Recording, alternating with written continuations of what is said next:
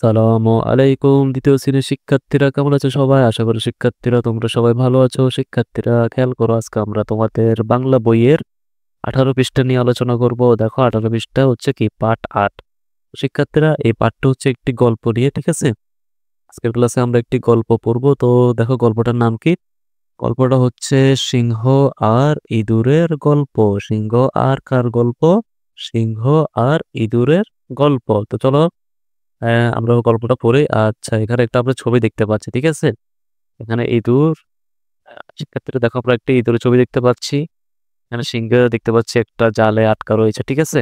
চলো আমরা গল্পটা পড়ে দেখি এখানে কি লেখা রয়েছে। দেখো এখানে লেখা রয়েছে, তোমরা আমার সাথে সাথে পড়ো। এক বনে এক বড় সিংহ বাস করত। শিক্ষার্থীরা বলো, এক বনে এক বড় সিংহ বাস করত। একদিন সে ঘুমিয়েছিল। একদিন সে কি করতেছিল শিক্ষার্থীরা? একদিন সে ঘুমিয়েছিল। গভীর ঘুম, হ্যাঁ অনেক গভীর ঘুম। তখন তার পাশে একটি ছোট ইঁদুর খেলা করছিল। তখন তার পাশে একটি ছোট ইঁদুর খেলা করছিল। খেলা করতে করতে সে সিংহের নাকের ভিতর ঢুকে গেল। মানে ইঁদুরটা খেলা করতেছিল, খেলা করতে করতে ইঁদুরটা কি করলো? সিংহের নাকের ভিতরে ঢুকে গেল। সাথে সাথে সিংহের ঘুম ভেঙে গেল। সাথে সাথে কি হলো শিক্ষার্থীরা? সাথে সাথে সিংহের ঘুম ভেঙে গেল। সে খুব রেগে গেল, যেহেতু ঘুম ভাঙে গেছে, হ্যাঁ, তাই সে খুব রেগে গেল। তারপর থাবা দিয়ে খপ করে ইঁদুরটাকে ধরে ফেলল। সিংহ বলল, আমি হলাম বনের রাজা, তোর এত বড় সাহস আমার ঘুম ভাঙিয়ে দিস, এখনই তোকে মেরে ফেলবো। শিক্ষার্থীরা দেখি পরবর্তী পৃষ্ঠায় কি লেখা রয়েছে। ইঁদুরটি ভয়ে কাঁপতে কাঁপতে বলল, মহারাজ আমার ভুল হয়েছে, আমি ছোট, আমাকে মারবেন না, একদিন আমি আপনার উপকারও করতে পারি। এই কথা শুনে সিংহটি হাসতে হাসতে বলল, তুই এত পুচকে জীব, তুই আমার কি উপকার করবি?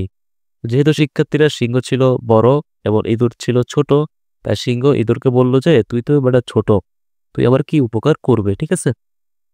এখানে দেখো কি বলতেছে, এই বলে সে ইঁদুরটাকে ছেড়ে দিল। এই বলে সিংহ কি করলো? ইঁদুরটাকে ছেড়ে দিল। এরপর অনেক দিন চলে গেছে। একদিন ইঁদুরটি অনেক জোরে জোরে গর্জন শুনতে পেল। এই ইঁদুরটা কি করতেছে শিক্ষার্থীরা? একটা গর্জন শুনতে পাচ্ছিল।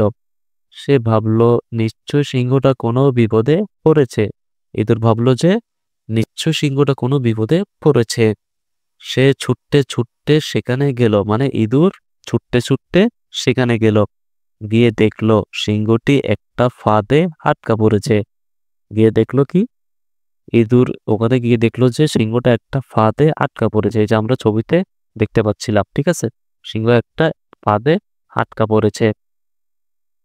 তো ইঁদুর কি করতেছে দেখো শিক্ষার্থীরা, ইঁদুর সিংহকে বললো, হ্যাঁ না বলতেছে কি, সে সিংহকে বললো, মানে ইঁদুর সিংহকে বললো যে মহারাজ ভয় পাবেন না, আমি এখনই ফাঁদ কেটে দিচ্ছি। তো শিক্ষার্থীরা দেখো ইঁদুর কি বলতেছে, মহারাজ ভয় পাবেন না, আমি এখনই ফাঁদ কেটে দিচ্ছি। মানে এই যে সিংহ এখানে ফাঁদে আটকা পড়ছে, জালে আটকা পড়ছে, ইঁদুর বলতেছে মহারাজ ভয় পাবেন না, আমি এখনই এই জালটা বা এই ফাঁদটা কেটে দিচ্ছি। তারপর দেখো শিক্ষার্থীরা কি হচ্ছে এখানে, এই বলে সে ফাঁদের দড়িগুলো কুট কুট করে কেটে দিল। মানে ইঁদুর কি করলো? ওই দড়িগুলো ছিল যে জালের দড়িগুলো কুট কুট করে কেটে দিল।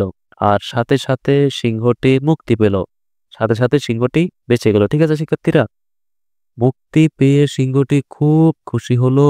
সে ইঁদুরটাকে বলল, ছোটরাও অনেক বড় উপকার করতে পারে, ছোটরাও অনেক বড় উপকার করতে পারে। এরপর সিংহ আর ইঁদুর দুজনে খুব বন্ধু হলো। আশা করি শিক্ষার্থীরা তোমরা গল্পটা বুঝতে পেরেছো। এখন দেখো শিক্ষার্থীরা এখানে 5টা প্রশ্ন দিয়েছে আমাদেরকে। এই 5টা প্রশ্নের উত্তর শিক্ষার্থীরা কি হবে? চলো আমরা উত্তরগুলা দেখে আসি।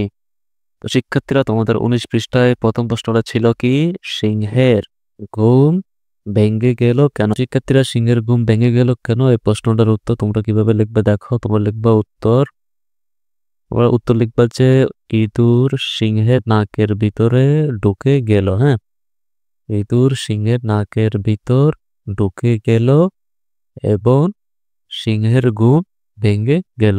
কিভাবে লিখতে হবে শিক্ষার্থীরা? আমাদেরকে প্রথমে লিখতে হবে ইঁদুর সিংহের নাকের ভিতর ঢুকে গেল এবং সিংহের ঘুম ভেঙে গেল। ঠিক আছে, তোমরা এইভাবে লিখবা।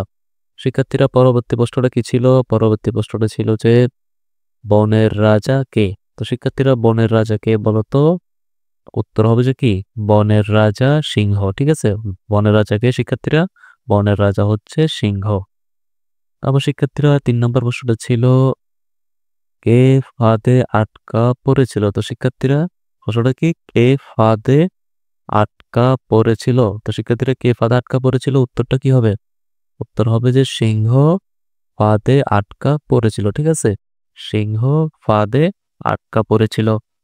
শিক্ষার্থীরা দেখি 4 নম্বর প্রশ্নটা কি ছিল? 4 নম্বর প্রশ্নটা ছিল যে সিংহকে কে বাঁচালো? তো শিক্ষার্থীরা সিংহকে কে বাঁচালো বলো তো? হ্যাঁ, ঠিক বলেছ। উত্তর হবে যে কি সিংহকে ইঁদুর বাঁচালো। সিংহকে কে বাঁচালো শিক্ষার্থীরা? সিংহকে ইঁদুর বাঁচালো। তোমরা এভাবে লিখবা। শিক্ষার্থীরা শেষ প্রশ্ন কি ছিল? শেষ প্রশ্ন ছিল যে ইঁদুর কিভাবে সিংহকে বাঁচালো? তো শিক্ষার্থীরা ইঁদুর কিভাবে সিংহকে বাঁচালো? উত্তরটা কি হবে? উত্তরটা লিখবে তোমরা ইঁদুর ফাঁদ কেটে সিংহকে বাঁচালো। ঠিক আছে, তো শিক্ষার্থীরা ইঁদুর কিভাবে সিংহকে বাঁচালো? ইঁদুর ফাঁদ কেটে সিংহকে বাঁচালো। ইঁদুর তার দাঁত দিয়ে ফাঁদ কেটে সিংহকে বাঁচালো। ঠিক আছে, তোমরা এভাবে লিখবা। আশা করি শিক্ষার্থীরা তোমরা 5টি প্রশ্নের উত্তর কিভাবে লিখতে হবে তা তোমরা বুঝতে পেরেছ। পরবর্তী ভিডিও ক্লাসে শিক্ষার্থীরা আমরা এই ক্লাসটা নিব পার্ট 9 নিয়ে। ঠিক আছে, পরবর্তী ভিডিও ক্লাসটি পাওয়ার জন্য তোমাদেরকে কি করতে হবে? ভিডিওর নিচে যে সাবস্ক্রাইব লেখা রয়েছে সাবস্ক্রাইব লেখার উপরে ক্লিক করে রাখতে হবে, যাতে পরবর্তী ভিডিও ক্লাসটি আপলোড করার সাথে সাথে তোমরা তোমাদের মোবাইলে পেয়ে যাও। সবাই ভালো থাকবা, সুস্থ থাকবা। ক্লাসটি দেখার জন্য সবাইকে ধন্যবাদ।